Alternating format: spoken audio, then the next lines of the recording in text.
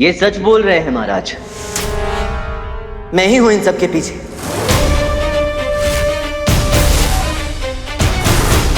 ये सब कुछ मेरा ही किया धरा है और सेवप्पा का आक्रमणकारी भी मैं ही हूं।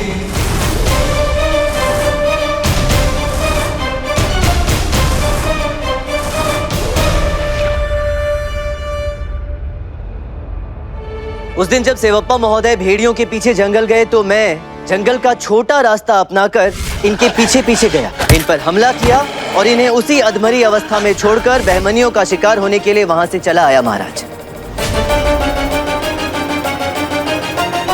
ये बहमनी सैनिक भी सही कह रहा है, इस पूरे प्रकरण का मुख्य षड्यंत्रकर्ता मैं ही हूं महाराज। चुप रहिए पंडित रामकृष्ण, कुछ भी अनाप शब्द बोले जा रहे हैं। सृष्टि अपना रूप, रंग, नियम सब बदल ले, किंतु आप कुछ ऐसा करें ये हो ही नहीं सकता। ये आप है ही नहीं, झूठ बोल रहे हैं आप। इतना विश्वास दिखाने के लिए आपका बहुत बहुत धन्यवाद गुरुवर, किंतु जो सत्य है वो सत्य ही है, अपराधी तो मैं ही हूं। महाराज, अब जब मैं अपना अपराध आपके समक्ष स्वीकार कर ही रहा हूं तो मुझे नहीं लगता कि खिलाड़ी के इन गणमान्य अतिथियों को यहां और अधिक देर रुकवाने की कोई आवश्यकता है। मेरी आपसे विनम्र विनती है कि इन्हें ससमान यहां से विदा कर दिया जाए ताकि इन्हें और कष्ट ना हो, और फिर उसके पश्चात मैं आपको अपनी इस कुटिल योजना के संदर्भ में विस्तार से बता सकूं। उचित है। आप सबको जो भी कष्ट हुआ है उसके लिए हम हृदय से क्षमा प्रार्थी है। जैसा कि आप देख ही सकते हैं ये प्रकरण यही समाप्त हुआ, तो आप सब खुशी खुशी यहाँ से विदा ले सकते हैं। महामंत्री तिमारसु जी, हमारे अतिथियों को यहाँ से ससम्मान विदा किया जाए।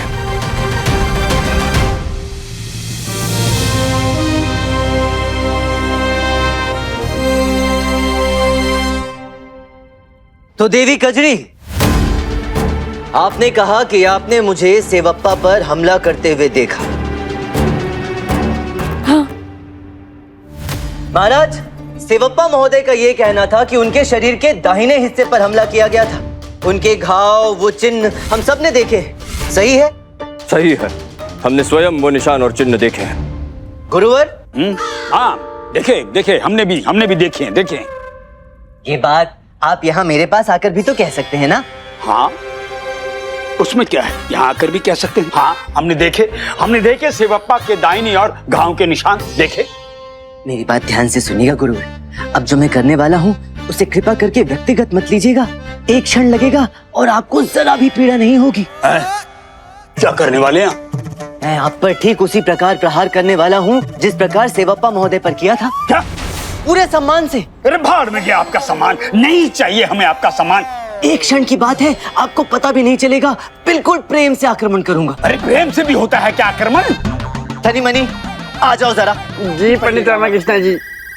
अरे पकड़ो। धनी मनी, अरे रुको, अरे मूर्खो, छोड़िए, छोड़ो।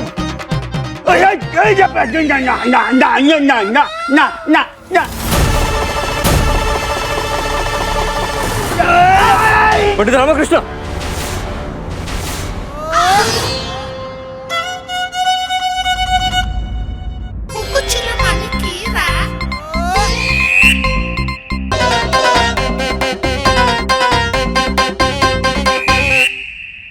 ये आप क्या कर रहे हैं? क्या साबित करना चाह रहे हैं आप? महाराज, मैं बाल्यावस्था से ही अपने हर कार्य के लिए अपने दाहिने हाथ का उपयोग करता हूँ, इसलिए अभी गुरुवर पर प्रहार करने के लिए भी मैंने दाएं हाथ का ही प्रयोग किया।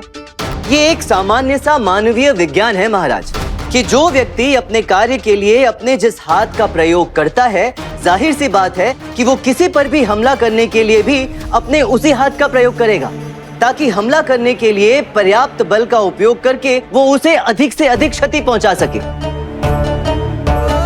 तो अब सेवप्पा महोदय पर आक्रमण करने वाला आक्रमणकारी कोई बाएं हाथ का उपयोग करने वाला व्यक्ति था महाराज, जो मैं कदापि नहीं हो सकता।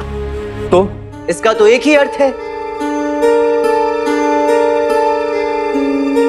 कि देवी कजरी झूठ बोल रही है।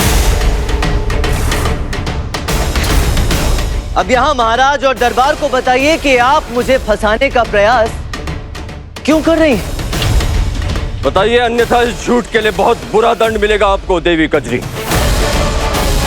वो कहते हैं कि झूठ बोलो। तुम्हारा ये सारा जंगल जलाकर खाक कर देंगे। नहीं नहीं, तो जैसा कहते हैं वैसा करो। सारे इल्जाम पंडित रामा पर लगाओ और उसे मुजरिम ठहराओ। आपके जंगल को कुछ नहीं होगा देवी कचरी, उसका पूरा दायित्व हम लेते हैं। हम वचन देते हैं आपको कि आपके जंगल का एक पत्ता तक उखाड़ा नहीं जाएगा। आपके इस कथन से और एक बात स्पष्ट होती है कि ये बहमनी सैनिक झूठ बोल रहा है।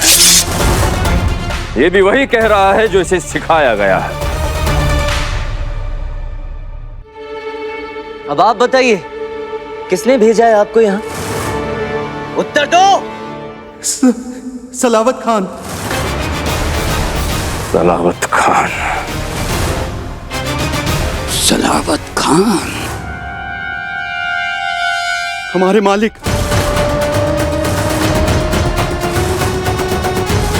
सलावत खान? हाँ, वो यही हैं, विजयनगर में। उन्होंने सुरंगों के जरिए अपनी फौज को यहाँ विजयनगर बुलवा लिया है ताकि वो विजयनगर पर हमला कर सके। हे भगवान,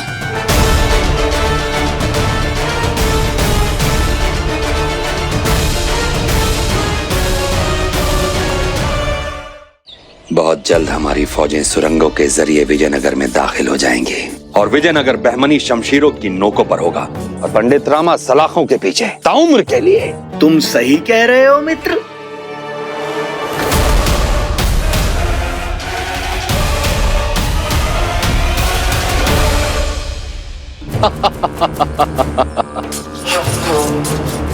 देखिए तो कौन आया है। मेरे दोस्त, हमारे अजीज, हमारे मकसद के रहनुमा। अगर तुम ना होते तो हम विजयनगर की जड़ों तक कभी नहीं पहुंच सकते थे। शुक्रिया। चलिए अब हमें जल्दी से कोई दूसरी अच्छी खबर सुनाइए ताकि हमारे कलेजे को ठंडक पहुंच सके। क्या यही सबसे बड़ा शुभ समाचार नहीं सलाबत कि एक तीर से दो शिकार हो गए? हम स्वतंत्र हो गए और पंडित रामा फंस गए। हम जानते थे कि तुम उसके पीछे हो। यदि हम ये कहें कि पंडित रामा ने कजरी के लगाए इल्जाम को कबूल कर लिया तो तुम क्या कहोगे? पंडित रामा ने हमारी शर्तें मान ली। इतनी आसानी से नहीं, नामुमकिन है ये। कुछ गड़बड़ है। जितना हम पंडित रामा को जानते हैं, अगर इतनी आसानी से उसने हमारी शर्तें मान ली तो इसका मतलब है कि वो चाल है। ये पंडित रामाकृष्णा की कोई सोची समझी चाल है जिसके माध्यम से वो हम तक पहुंच सकता है।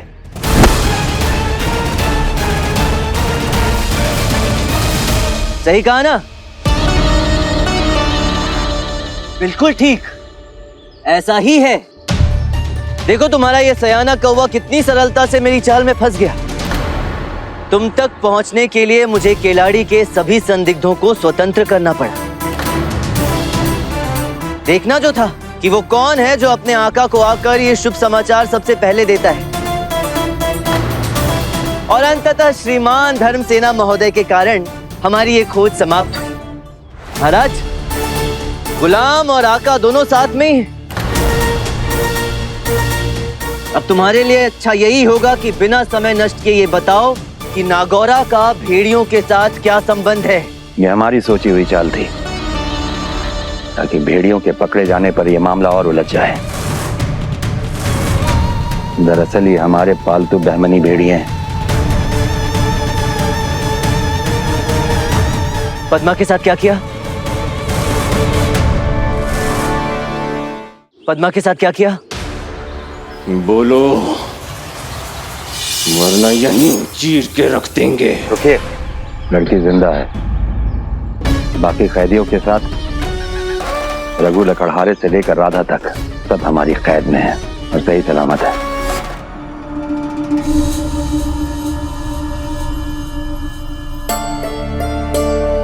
तुम मानोगी नहीं राधा, किंतु मैं स्वप्न देख रही हूँ कि रामा आ रहा है हमें बचाने। तुम भी नहीं मानोगी पद्मा, मुझे भी यही प्रतीत हो रहा है कि पंडित रामा हमें बचाने आ रहे हैं।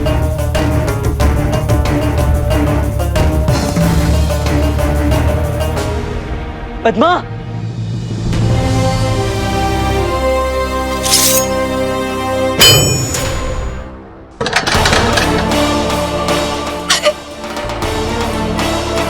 पद्मा,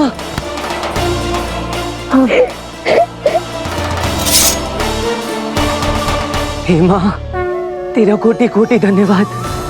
तेरी महिमा अपरंपार है। तेरी सदा ही जय। तुम ठीक हो? हाँ।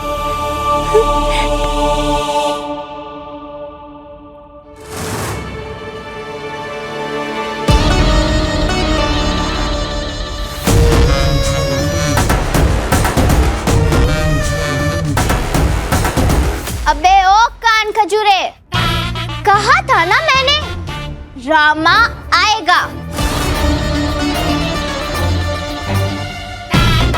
देख, आ गया रामा। अब तू सोच तेरा क्या होगा।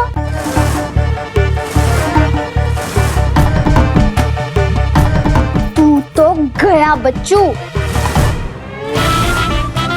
आज भेड़ियों के प्रपंचों के मामले की आखिरी निर्णायक सुनवाई है। श्रीमान धर्मसेना, पूरी बात विस्तार से बताइएगा। क्या आप विश्वास करेंगे अगर मैं ये कहूं कि मैं इस प्रकरण के पीछे मैं और केवल मैं ही हूं? वो मैं ही हूं जिसने बेमनी सेना के साथ हाथ मिलाया और उनके प्रशिक्षित भेड़ियों के माध्यम से मैंने आतंक फैलाया ताकि विजयनगर भयभीत होकर अपने शासन पर नियंत्रण खो बैठे। पर अवसर पाते ही बेमनी सेनाएं सुरंग के माध्यम से विजयनगर में प्रवेश करें और उस पर चढ़ाई कर दें।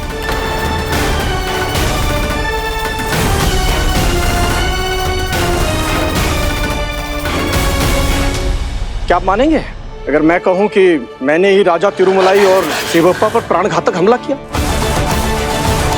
और लोगों को बंदी बनाया?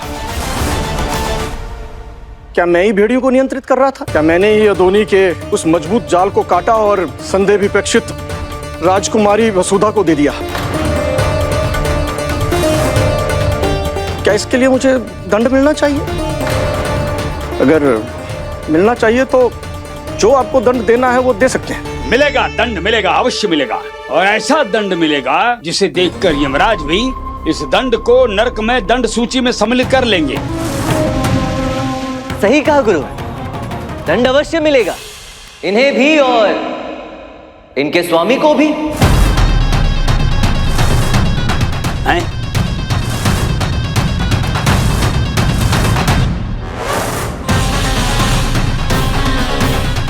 स्वामी?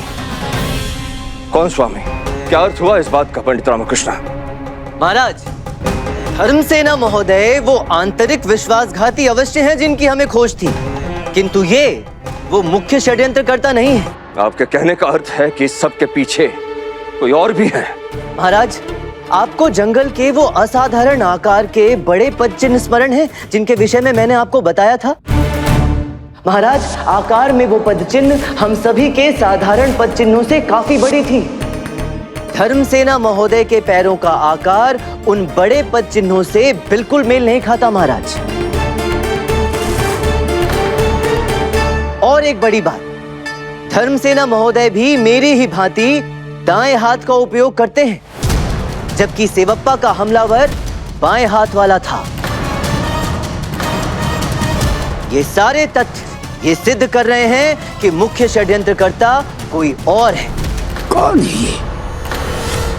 महाराज, जब पद्मा को बहमनियों के कैद से छुड़ाकर मैं घर पहुंचा। रामा, तुम जानते हो ना, मैं और राधा उनके कैद से भाग निकले थे, किंतु फिर हाथ में तलवार लिए विशालकाय आदमी हमारे सामने आया और उसके कारण हम फिर से बंदी बना दिए गए। विशालकाय आदमी? फिर तो उसके पैर भी काफी बड़े होंगे। हाँ, उसके पैर भी बड़े थे। अच्छा ये बताओ, क्या तुम्हें ये स्मरण है कि उसने वो तलवार कौन से हाथ में पकड़ी थी, दाएं हाथ में या बाएं हाथ में? हाँ, तलवार बाएं हाथ में पकड़ी थी, मुझे याद है। एक बड़े पैरों वाला मनुष्य महाराज, जो अपने बाएं हाथ का उपयोग करता है। पद्मा ने उसे देखा भी, और पद्मा के ये बताने पर मुझे कजरी देवी का कथन याद आया। मुर्दा जीवित हो उठा, वो एक मरा हुआ व्यक्ति है। मुर्दा जीवित हो उठा है, जो करने वाला है विजयनगर पर प्रहार। हम अब भी कुछ समझे नहीं पंडित रामकृष्ण। महाराज, इस पूरे प्रकरण का मुख्य षड्यंत्रकर्ता, इस षड्यंत्र का मुख्य रचयिता वो रहा।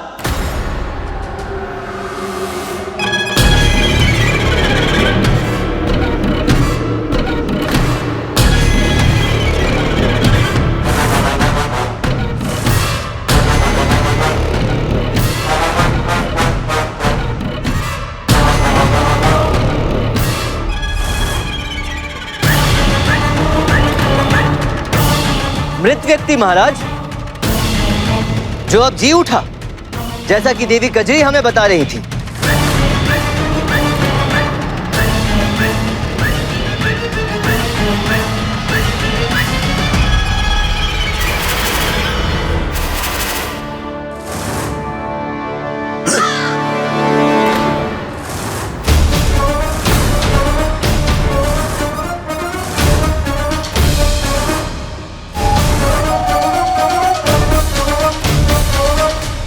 तिरुमलाई,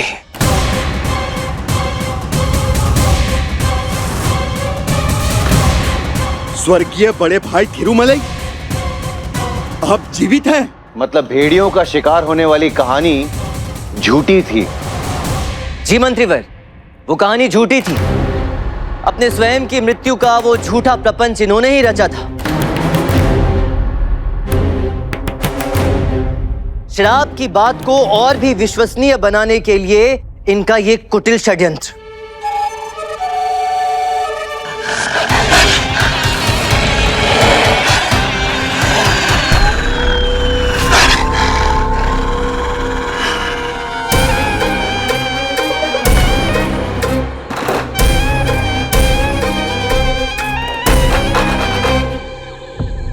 मूर्ख, यदि तुमने इस पशु ध्वनि को निकालने में एक क्षण का भी और विलंब किया होता तो ये जंगली भेड़िए मुझे मारकर खा गए होते। महाराज, आपको चिंता करने की आवश्यकता नहीं है। ये भेड़िए प्रशिक्षित हैं, जो मैं कहता हूं ये वही करते हैं। चलो आरंभ करते हैं हमारी मृत्यु का झूठा प्रपंच। मैं जंगल के पास वाली गुफा में जाकर छिप जाऊंगा और तुम मुझे कुछ ऐसे और शिकार ला कर दोगे। धीरे धीरे चारों तरफ ये बात सिद्ध हो जाएगी कि वो जंगली भेड़िए मेरी तरह उनको भी उठा कर ले गए। फिर अफवाहें उठेंगी, अफवाहें उड़ेंगी कि हमारी तरह उनको भी जंगली भेड़िए उठा कर ले गए और किलाड़ी में भेड़ियों का आतंक मचेगा। पहले आज बहमनी की सहायता से मैं डरा धमकाकर अपने भाई को रास्ते से हटाऊंगा और कल कृष्णदेव राय को, और उसके पश्चात आप होंगे विजयनगर के राज सिंहासन पर और किलाड़ी की गद्दी तुम्हारी। महाराज,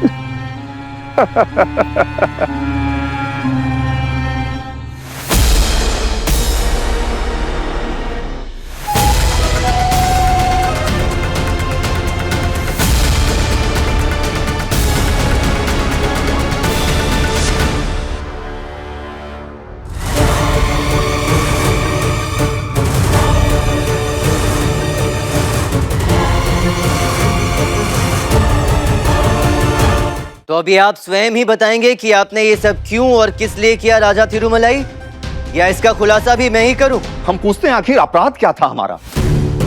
राजकोष से मुट्ठी भर धन उठा लिया था, बस इतना ही ना। किसी पराये धन पे मुंह तो नहीं मारा था। आखिर हमारा ही तो धन था वो। क्या खिलाड़ी के होने वाले राजा को राजकोष पर इतना भी अधिकार नहीं था? पर नहीं, हमारे पिताश्री ने इसे चोरी का नाम देकर सबके सामने मुझे अपमानित किया। बस इतनी त्रुटि के चलते हमसे खिलाड़ी की गद्दी छीनकर हमारे छोटे भाई चौड़प्पा को दे दी। सबके सामने हमारे अधिकारों का हनन होता रहा। पर सब मौन रहे, कोई कुछ नहीं बोला। संपूर्ण केलाड़ी चुप था, किसी ने भी आवाज नहीं उठाई इस अन्याय के विरुद्ध। और किसे बनाया जा रहा था केलाड़ी का राजा? हमारे इस निकम्मे और नाकारा भाई को, जिसके अंदर राजा बनने का एक भी गुण नहीं था। लेकिन ये बचपन से पिताजी का प्यारा बेटा था, लायक बेटा था ना, इसलिए मिल गया अवसर पिताजी को मुझे केलाड़ी के राज सिंहासन से हटाकर अपने राज दुलारे बेटे को गद्दी देने का। पर आप तो हस्तक्षेप कर सकते थे ना महाराज, और आप भी चुप रहे। आपने भी तो कोई आवाज नहीं उठाई इस अन्याय के विरुद्ध। आप तो महासम्राट थे, आप चाहते तो न्याय हो सकता था, पर नहीं। इसलिए मैंने आप सबसे अपना प्रतिशोध लिया, बेईमानी से हाथ मिलाया, ताकि हम आपको नीचा दिखा सके, अपने इस भाई को सबक सिखा सके, अपने पिताजी को गलत सिद्ध कर सके। यही एकमात्र लक्ष्य था मेरा। इसी लक्ष्य की प्राप्ति से मेरे हृदय को ठंडक मिलती।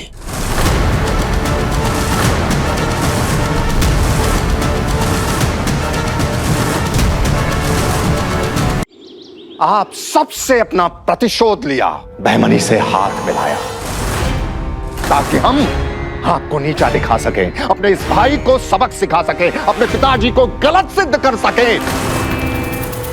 यही एकमात्र लक्ष्य था मेरा।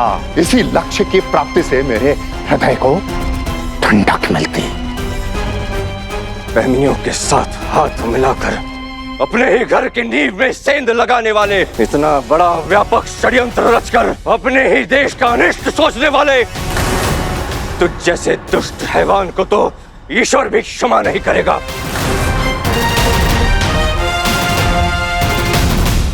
आपको खिलाड़ी का राजा न बनाने का आपके पिताजी का निर्णय कितना उचित था, यह आज समस्त संसार देख रहा है। ले जाइए इन्हें और डाल दीजिए काल कोठरी में। सुनिश्चित किया जाए कि आगामी 20 वर्षों तक इन्हें सूर्य का प्रकाश देखना भी नसीब ना हो।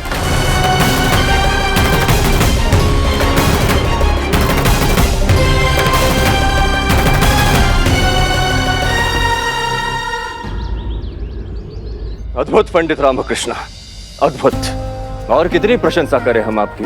अब तो शब्द ही समाप्त हो गए हैं आपकी सराहना हेतु। सच में बुद्धि कौशल का ऐसा बेजोड़ प्रदर्शन हमने आज तक कभी नहीं देखा। अंततः ये प्रकरण यहां समाप्त हुआ। बस एक और चीज शेष है अभी। जी महाराज, माननीय केलाड़ी नरेश चौड़प्पा महाराज को केलाड़ी के राज सिंहासन पर पुनः आसीन करना। क्षमा करें महाराज, किंतु हम ये सिंहासन स्वीकार नहीं कर सकते। जब कोई व्यक्ति विपरीत स्थिति आने पर पीठ दिखाकर भाग जाए, राजा होने के बावजूद भी अपने कर्तव्यों से मुख मोड़ ले, ऐसे व्यक्ति को किसी भी सिंहासन पर बैठने का कोई अधिकार नहीं है महाराज। कृपया करके इस जिम्मेदारी के लिए कोई और विकल्प चुने महाराज, हम इसके योग्य नहीं हैं। ठीक है नरेश चौड़प्पा, यदि आप स्वेच्छा से ये गद्दी छोड़ना चाहते हैं तो हम इस सिंहासन के लिए इसका उपयुक्त राजा चुनते हैं, जो हमारी दृष्टि में इस सिंहासन की गरिमा और दायित्व दोनों को उठाने के लिए पूरी तरह सक्षम और योग्य है। राजकुमारी वसुधा।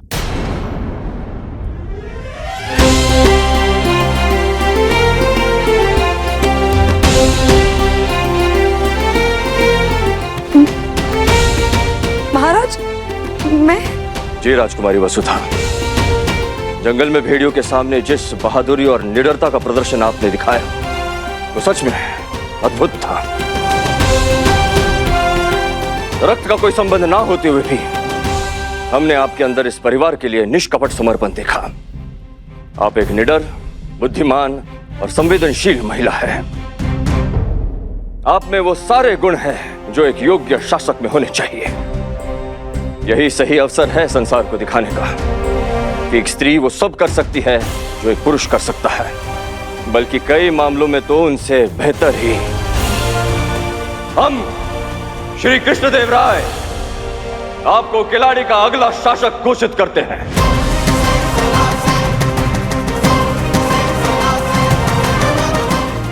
महाराज कृष्णदेव राय की जय। महाराज कृष्णदेव राय की जय। जय।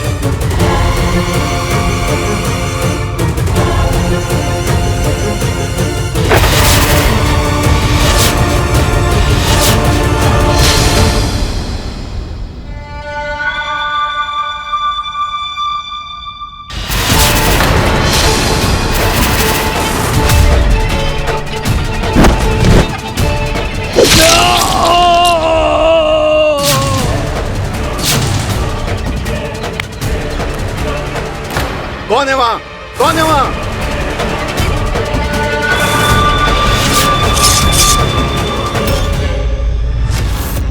एक भविष्यवाणी सत्य सिद्ध होगी,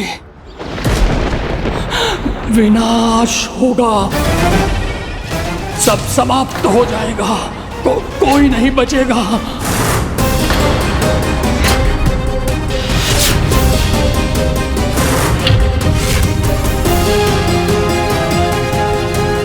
श्री कृष्णदेव राय और उनका विजयनगर भी नहीं बचेगा।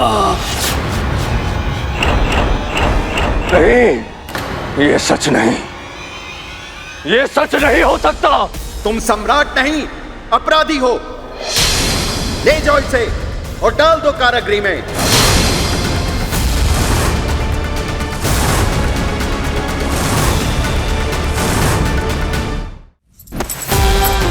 ये छल है, धोखा है, छलावा है, ये छल है ये।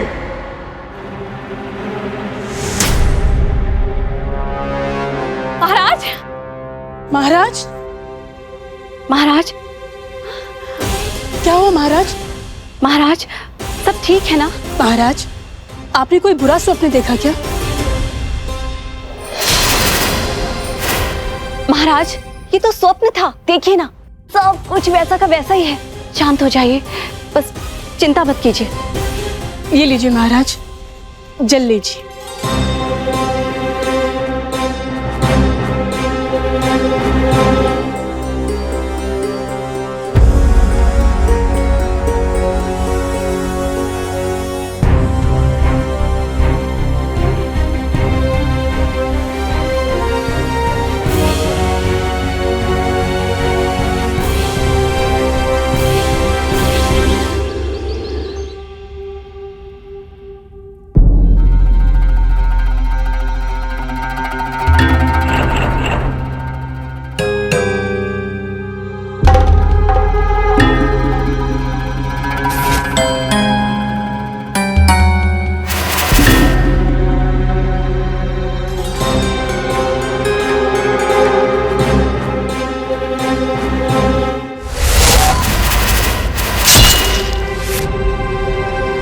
राजप्पा स्वामी हमारे लिए गुरु समान थे, जिन्होंने हमें विजयनगर की गौरवपूर्ण इतिहास और हमारे पूर्वजों की निष्ठा और बलिदान की वीर गाथाओं से परिचित कराया था। उन्होंने हमेशा कहा था, विजयनगर के इतिहास के पृष्ठों पर शब्द नहीं, हमारे पूर्वजों के लहू के बूंदे अंकित है, और हर एक बूंद में अनगिनत रहस्य, हमारी विरासत और तुलवा वंश की भावनाएं दबी है। ऐसा कोई कैसे कर सकता है ऐसे सज्जन और भले व्यक्ति के साथ? किस लिए?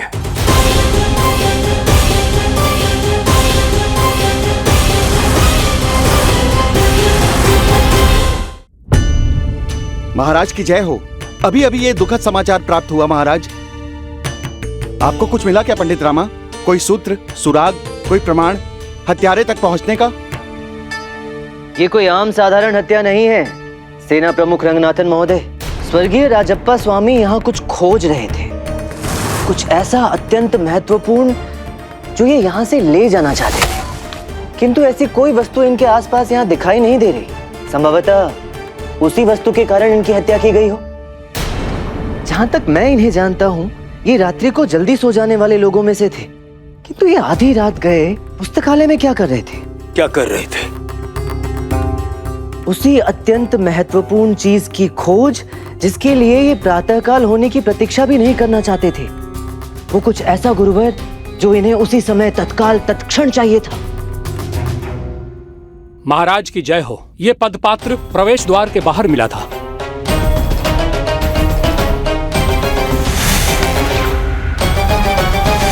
अरे तो इसे उठाया क्यों? वहीं रहने देना था ना मित्र। जिस स्थिति में था वैसा ही। ये इस घटना का प्रमाण हो सकता है। संभाल कर रखिएगा इसे। क्षमा कीजिए पंडित रामा। आखिर वो ऐसी कौन सी बात थी जो इन्हें इतना आंदोलित कर रही थी कि ये आधी रात को पुस्तकालय चले आए? क्या खोज रहे थे ये यहाँ?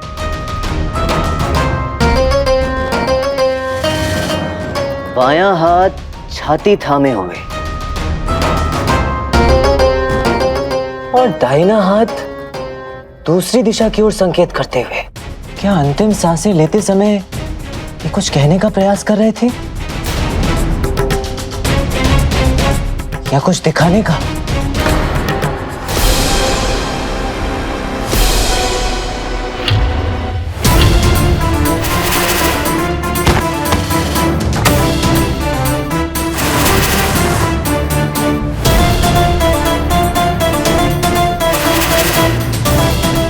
अंतिम क्षणों में यही इनका अंतिम लक्ष्य था। वो इसी ओर देख रहे थे।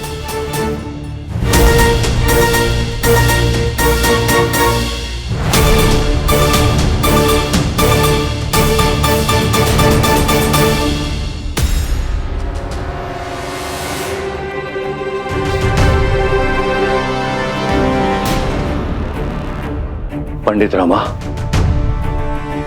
आपने तो मृतकों को भी बोलने पे विवश कर दिया है। मृतक सदैव बोलते हैं मंत्रीवर, केवल उन्हें कानों से नहीं मन से सुनना पड़ता है, और उसी मन की एकाग्रता से उन्हें देखना भी पड़ता है।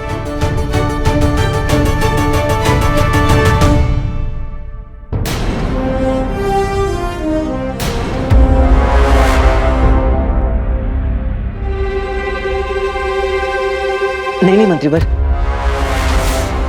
हम नहीं जानना चाहते इसमें क्या लिखा है। मेरे विचार से इसे यूं सार्वजनिक स्थल पर खोलकर पढ़ना उचित नहीं रहेगा। सत्य कहा आपने पंडित रामा।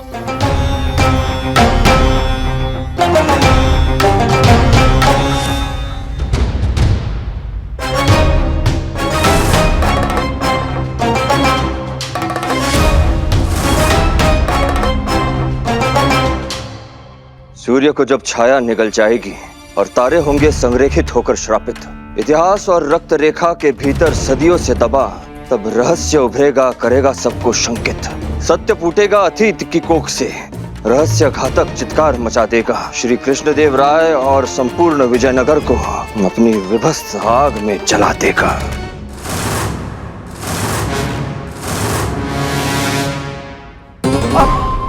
कैसे बेतुकी कविता है ये। छाया को सूर्य कैसे खा सकती है भला, बताइए। गुरुवर, छाया सूर्य को निगल जाएगी, अर्थात सूर्य ग्रहण।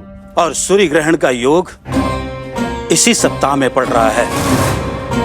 सभी ग्रह बड़े अशुभ प्रभाव के साथ एक ही कक्ष में संरेखित होने वाले हैं। वर्षों पहले महाभारत के समय में भी यही योग संरेखित हुआ था। उसके पश्चात मौत का तांडव हुआ था। आखिर ऐसा कौन सा रहस्य है जो इतना विनाशकारी हो सकता है? कहाँ मिलेगी इस रहस्य की कुंजी? महाराज, संभवतः शाही पुस्तकालय में। लेकिन कैसे मंत्रीवर, कैसे? राज पुस्तकालय तो प्राचीन पुस्तकों से ठसाठस भरा पड़ा है अब बताइए, अब बैठ के एक एक पुस्तक, एक एक ग्रंथ तो पढ़ नहीं सकते ना। गुरुवर सही कह रहे हैं महाराज, व्यवहारिक रूप से ये संभव नहीं है, किंतु पता नहीं क्यों मुझे ऐसा प्रतीत हो रहा है जैसे वो मेरी आंखों के सामने ही है और फिर भी मैं उसे देख नहीं पा रहा हूँ। अब हम आप पर निर्भर है पंडित रामकृष्ण।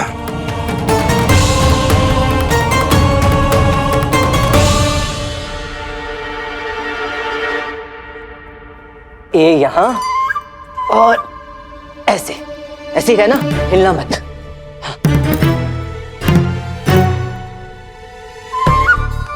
हाँ, हिलना मत। हाँ, अरे अम्मा क्यों हिल रही हो? अच्छे से मरो ना। मूर्ख, तू चाहता है मैं सच में मर जाऊं?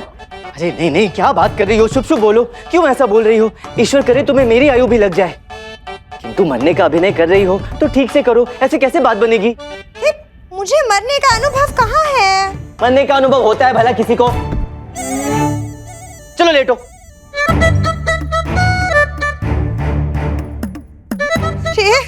जो करना है शीघ्र करो, हमारे बर्तनों का संतुलन बिगड़ रहा है। अब बिल्कुल मत हिलना, जरा सा भी बदलाव पूरे परिदृश्य को बिगाड़ देगा।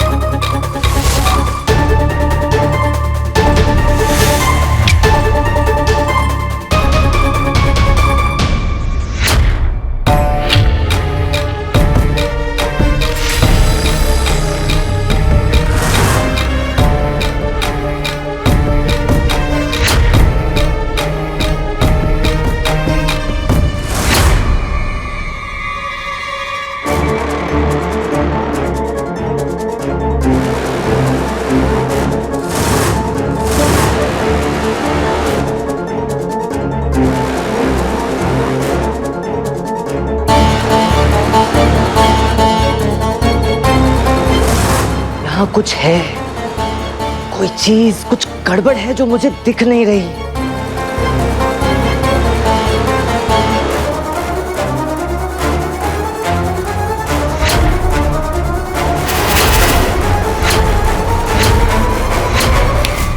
वो पुस्तक, कौन गोता लगाएगा पुस्तकों के इस महासागर में और ढूंढ के निकालेगा वो पुस्तक? वो पुस्तक जिसे राजप्पा प्राप्त करने का प्रयास कर रहे थे, किंतु वो उसे प्राप्त करता है उससे पहले ही उन्हें घात लगाकर मार दिया गया। हाँ, जान छूटे, आपको उपाय मिल गया ना?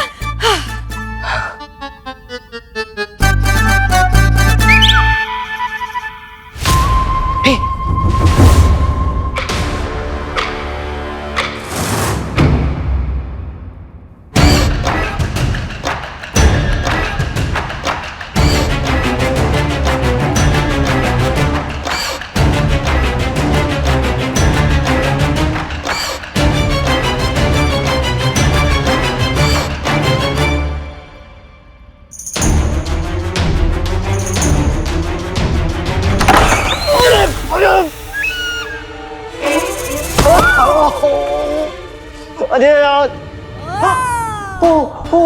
क्षमा क्षमा क्षमा आचार्य, क्षमा क्षमा क्षमा क्षमा, मुझे पता नहीं था आप थे। आराम से आराम से, वैसे इतनी रात गए आप यहाँ कर क्या रहे? ओह क्षमा करें, सारे प्रश्न यही पूछ रहा हूँ। आइए आचार्य, भीतर आइए, आइए आइए, क्षमा कर दीजिए, मेरे कारण आपको चोट लग गई। आइए आइए विदा जी। हाँ, जल लीजिए, मुझे लीजिए। पंडित रामा, एक गंभीर विषय पर हम आपसे मंत्रणा करने आए हैं। क्या आप ज्योतिष विद्या पर विश्वास करते हैं? मेरी आस्था तो आप पर पूर्ण रूप से है आचार्य, क्योंकि आप जैसा प्रतिष्ठित और ज्ञानी तपस्वी पूरे विजयनगर में कहीं नहीं। किंतु बात क्या है आचार्य, आप इतने चिंतित और आंदोलित क्यों प्रतीत हो रहे हैं? उस अज्ञात भविष्यवाणी के पश्चात सूर्य ग्रहण और ग्रहों के संकेत महाराज कृष्णदेव राय और विजयनगर की विनाश की अंतिम सूचना लेकर आई है।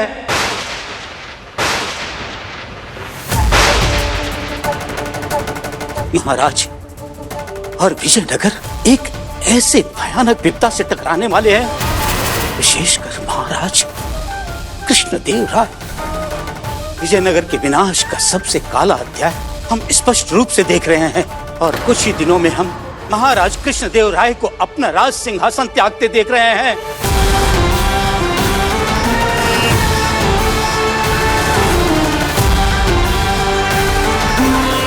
ये आप क्या कह रहे हैं आचार्य? नियति को कोई टाल नहीं सकता है पंडित रामा, स्वयं भगवान भी नहीं।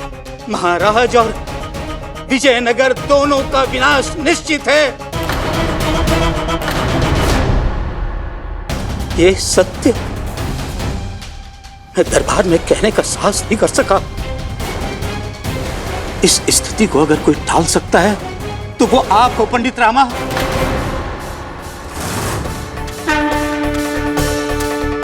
विजयनगर पर एक बहुत बड़ा संकट आने वाला है राम। विजयनगर को उस संकट से रक्षित करना। विजयनगर लौट जाओ।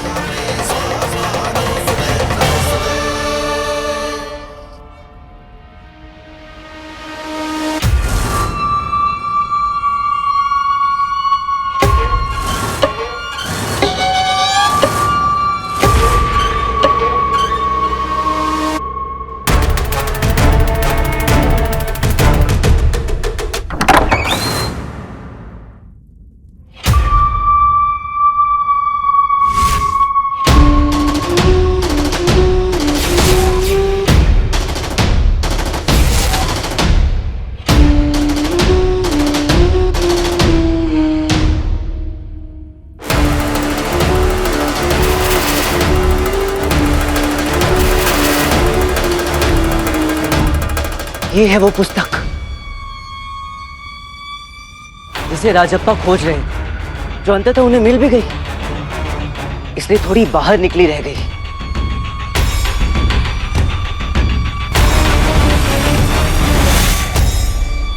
तो ये है सारे रहस्य की कुंजी, जिसमें विनाशकारी रहस्य छुपा हुआ है।